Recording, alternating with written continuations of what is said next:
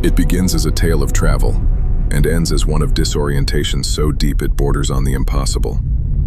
The story of the vanishing hotel room has circulated for over a century, told in variations across Europe and Asia, but always with the same chilling outline.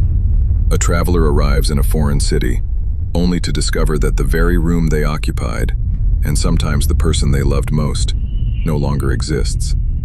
The most famous telling is set in Paris in the late 19th century. A young English woman and her mother were said to have checked into a grand hotel after a long journey. The mother fell ill, and the hotel staff directed her daughter to a local pharmacy to fetch medicine. But when the girl returned, she found something impossible. The room was no longer the same. Her mother was gone. The staff insisted no such woman had ever been registered, no such room existed, and that the girl must be mistaken. Doors she swore she had passed through were different now. Furnishings had shifted. It was as if her memory of the place had been erased, or worse, deliberately rewritten. Other versions spread through time and place. Some tell of travelers in India, others in China, who faced the same bewildering disappearance. Sometimes it is a husband who vanishes, sometimes a friend. The constants remain: the returning traveler, the denial of the staff, the erased room.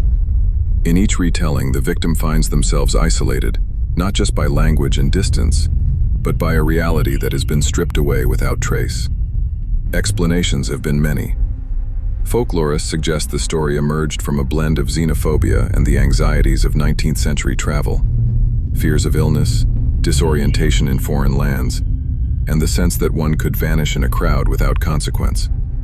Skeptics call it a classic urban legend, a cautionary tale about trusting memory in unfamiliar places. Yet others believe it reflects something deeper, a confrontation with the fragility of identity itself, where the familiar can dissolve in an instant, leaving only doubt. What is striking is how enduring the legend remains. Even today, travelers tell of unsettling moments in hotels, doors that seem to change position, staff that claim ignorance, a sense of having been displaced in subtle, unnerving ways. These modern echoes may not involve full disappearances, but they carry the same pulse of unease that first gave the legend life. The vanishing hotel room lingers because it touches on a universal fear, not of monsters or violent spirits, but of erasure.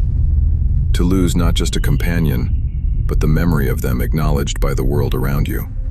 To know something happened, only to be told again and again that it did not. So the next time you wake in a hotel room far from home and step out for only a moment, glance twice when you return. Make sure the key still fits. Make sure the room is still yours. And most of all, make sure the person you left inside is still waiting.